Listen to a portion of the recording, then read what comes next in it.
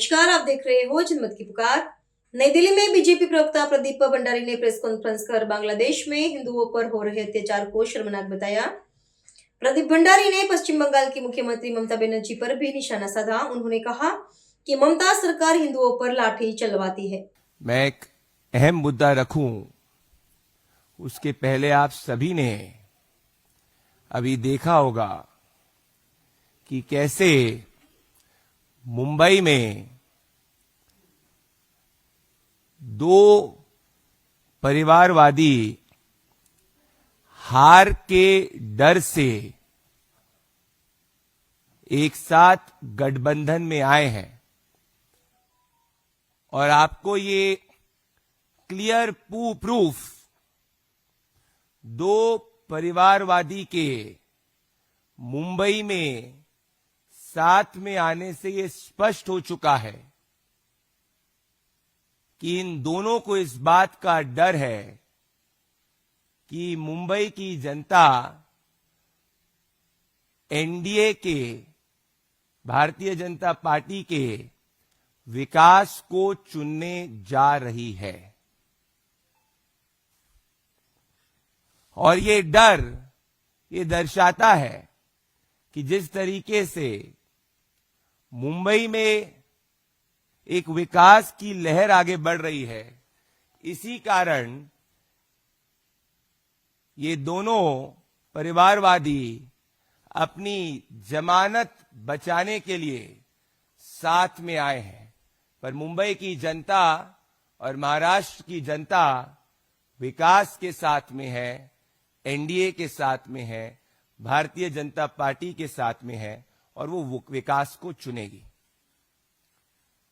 दोस्तों, एक तरफ जहां मुंबई में दो परिवारवादी अपनी जमानत बचाने के लिए साथ में आ रहे हैं, जानते हैं कि विकास के साथ में मुंबई है, एनडीए के साथ में मुंबई है, वहीं दूसरी तरफ पूरा देश इस बात पे आक्रोशित है कि जब पश्चिम बंगाल की सड़कों पर हमारे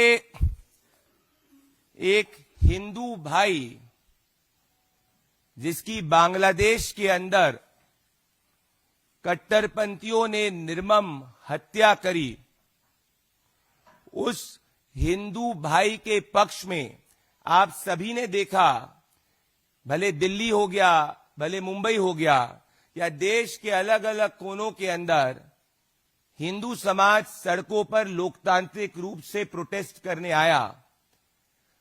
सिर्फ बंगाल के अंदर ही बंगाल की पुलिस ने चुन चुनकर लाठी के माध्यम से हर वो हिंदू साधु संत जो बंगाल की सड़कों पर, कलकत्ता की सड़कों पर हमारे हिंदू भाई को जिस तरीके से लिंच किया गया, उसके खिलाफ लोकतांत्रिक रूप से जब प्रोटेस्ट करने आया, पश्चिम बंगाल की तृणमूल सरकार ने उसको लोकतांत्रिक रूप से प्रोटेस्ट करने में सहयोग देने के बजाय हमारे हिंदू भाई पर लाठी चलाई। कई साधु संतों की फोटो और वीडियो सामने आए जो हाथ जोड़कर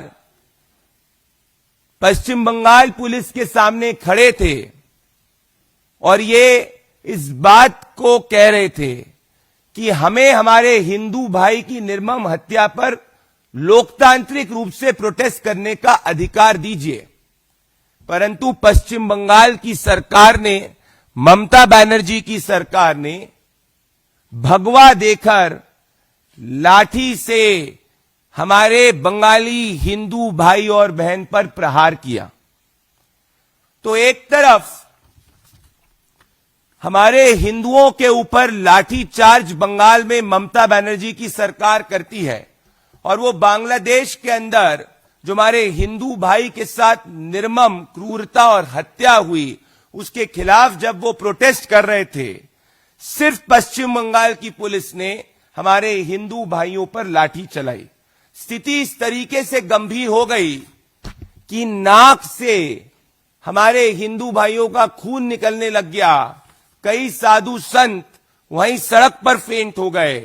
ये दर्शाता है कि पश्चिम बंगाल के अंदर जहां एक तरफ बाबरी की नींव रखने के लिए पश्चिम बंगाल की पुलिस सहयोग देती है, वहीं दूसरी तरफ अगर हिंदू भाई के पक्ष में कोई प्रोटेस्ट करे तो उसको पश्चिम बंगाल के अंदर लाठी मिलती है। यह तुष्टीकरण की परिकाष्ठा है जो पूरे देश में कहीं नहीं देखने को मिलेगी। और ममता बनर्जी की तृणमूल कांग्रेस की सरकार ने बंगाली हिंदुओं के लोकतांत्रिक हित के ऊपर कट्टरपंथियों के हित को चुना। इसीलिए आज पश्चिम बंगाल में मां, माटी, मनुष्य तीनों में एक भयंकर गुस्सा है, क्योंकि जहां एक तरफ अपने वोट बैंक को ममता बनर्जी कलकत्ता में सड़कों पर प्रोटेस्ट करने का अधिकार देती है, चक्का जाम करने का अधिकार देती है, वहीं दूसरी तरफ हमारे हिंदू भाई पर, हमारे साधु संतों के ऊपर लाठी चार्ज होता है।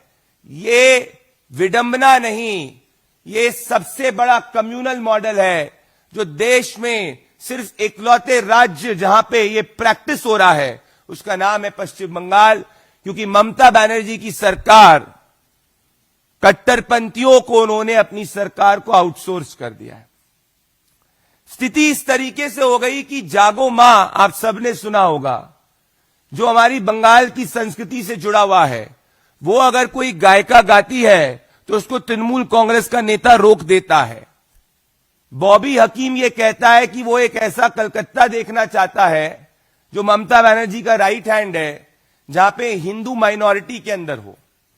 और इन सब में हिंदुओं के पक्ष में एकजुट होने के बजाय जो हिंदुओं के खिलाफ बर्बरता हो रही है उसके खिलाफ एक स्वर में बोलने के बजाय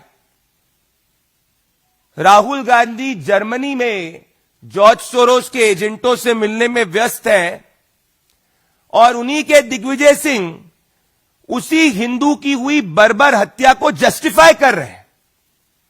दिग्विजय सिंह ये कहते हैं कि ये एक्शन रिएक्शन है। तो आप सोचिए, जहां पूरे विपक्ष को सरकार के साथ में एकजुट होना चाहिए था, क्योंकि ये कोई राजनीतिक आरोप प्रत्यारोप की बात नहीं थी। ऐसी स्थिति में अपने तुष्टीकरण के वोट को खुश करने के लिए ममता बनर्जी की सरकार हिंदुओं के ऊपर लाठी चलाती है। कांग्रेस के दिग्विजय सिंह जस्टिफाई करते हैं हिंदुओं की लिंचिंग को, और राहुल गांधी जर्मनी के अंदर मौन है। और एक बार भी राहुल गांधी द्वारा इसमें खुलकर एक शब्द नहीं कहा गया। इन सब से यही स्पष्ट होता है कि कहीं ना कहीं विपक्ष के बड़े नेताओं की अपने तुष्टीकरण के वोट की विवशताओं के कारण जो हमारे हिंदू भाई के साथ बांग्लादेश के अंदर निर्मम उसकी हत्या हुई, उसमें उनकी मौन स्वीकृति है। क्योंकि अगर उनकी मौन स्वीकृति नहीं होती तो राहुल गांधी या फिर अखिलेश यादव या ममता बनर्जी इन पे खुलकर बोलते। ममता बनर्जी बंगाल में हिंदुओं को प्रोटेस्ट करने का अधिकार देती, उन पे लाठी नहीं बरसाती। अभी याद करिए आप, मुर्शिदाबाद के अंदर कुछ ही समय पहले दो हमारे हिंदू भाई हरगोविंद दास और चंदन दास की किस तरीके से निर्मम हत्या की गई थी। उसी के अंदर कन्विक्शन जब हुआ तो 10 से ज्यादा रेडिकल्स के सजा हुई। और वही मुर्शिदाबाद के अंदर हिंदुओं को पलायन करना पड़ा क्योंकि ममता बनर्जी की पुलिस वहां पे सुरक्षा नहीं दे पाई। तो क्या बांग्लादेश से इंस्पायर होकर अपने तुष्टीकरण के वोट को खुश करने के लिए तृणमूल कांग्रेस की सरकार बंगाल में उसी मॉडल को लागू करने का प्रयास कर रही है। हमारा सीधा सवाल तृणमूल कांग्रेस से है, क्योंकि जैसे वहां निर्मम हत्या होती है हिंदू की, यहां पे बंगाल में हिंदुओं पर लाठी बरसाई जाती है, साधु संतों के नाक से खून निकलता है, उनको प्रिवेंटिव अरेस्ट में लेने का प्रयास पुलिस करती है और ममता बनर्जी शांत बैठती है। इसका क्लियर इंडिकेशन यह है कि ममता बनर्जी, राहुल गांधी या कोई भी विपक्ष का नेता हो, आज ये सब के सब गाजा पे बोलते थे, परंतु जब हिंदुओं के ऊपर हुई बर्बरता को कंडेम करने की बात हुई, बिना इफ या बट के अनइक्विवोकली खुलकर इस पे बोलने की बात हुई, तो देश की जनता देख रही है राहुल गांधी शांत है, ममता बनर्जी शांत है और ममता बनर्जी की पुलिस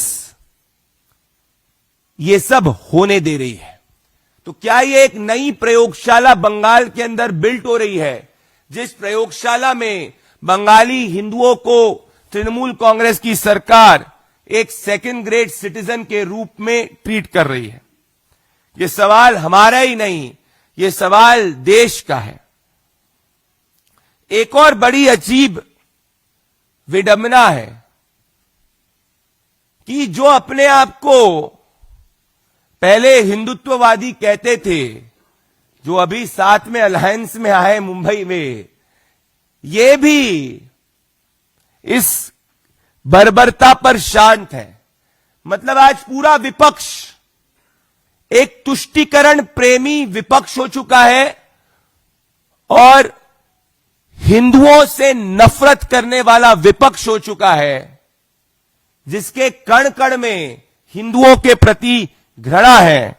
और शायद इसीलिए सरकार के साथ में स्वर से स्वर मिलाने के बजाय ये अपने वोट बैंक की पॉलिटिक्स को साध रहे हैं।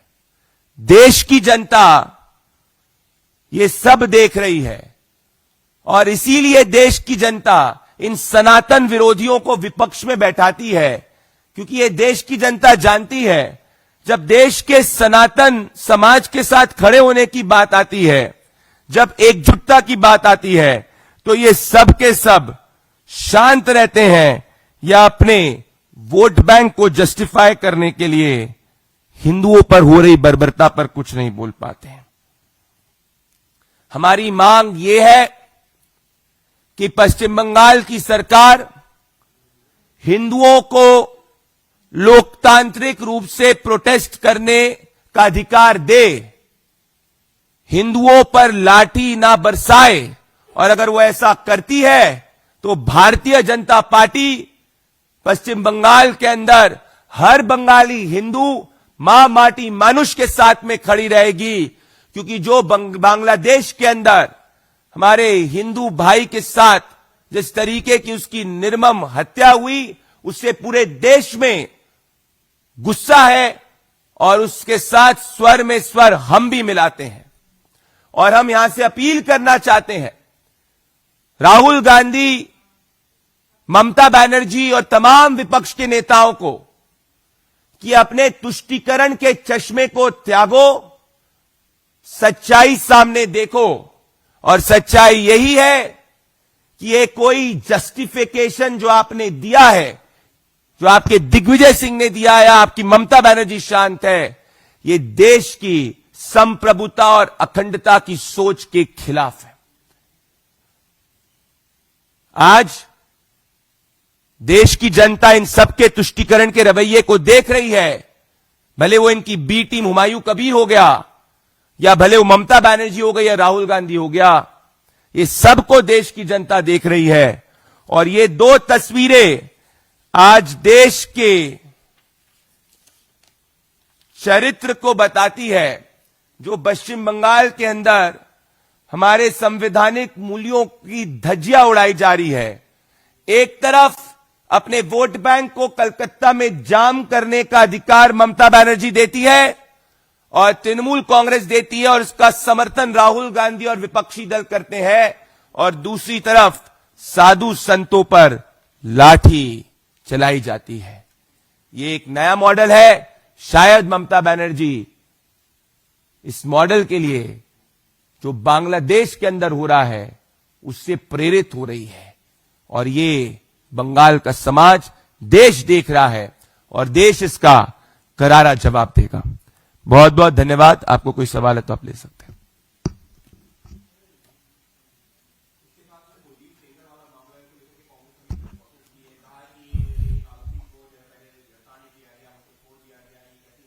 देखिए, मामला सब जुडिस है। Law will take its own course.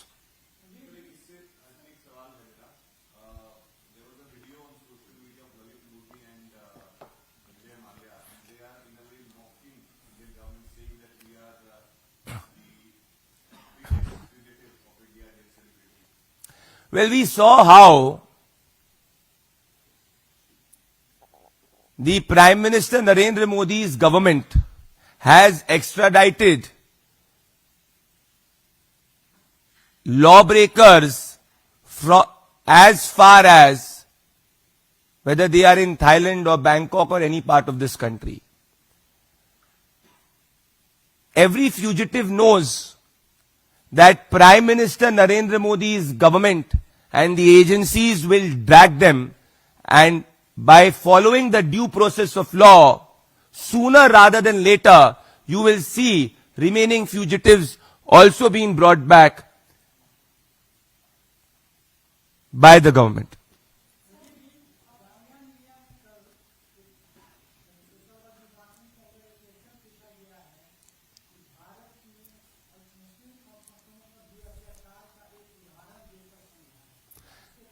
देखिए, ये वही सोच है जो दिग्विजय सिंह वाली सोच है, जो इस बात को जस्टिफाई करने का प्रयास करती है जो बांग्लादेश के अंदर हुआ।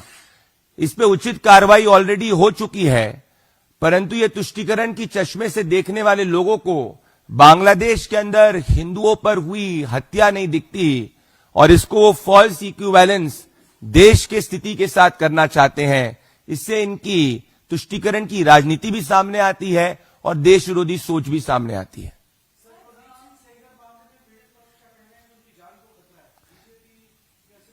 देखिए, ये मामला सब जुडिस है। Law will take its own course.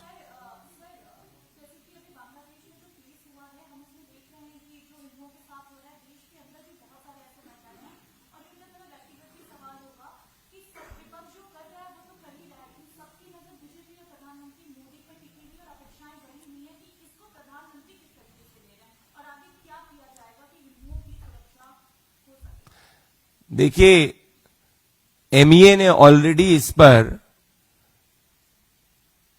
सरकार का रुख स्पष्ट कर दिया है, और जैसे जैसे इसमें सरकार कार्रवाई करेगी, एमईए इसमें आपको इन्फॉर्म करेगी। अगर आपने हमारा अभी तक चैनल सब्सक्राइब नहीं किया है तो कृपया चैनल सब्सक्राइब कर लें, लाइक करें, शेयर करें, कमेंट करें। तो मिलते हैं फिर किसी और खबरों के साथ। नमस्कार।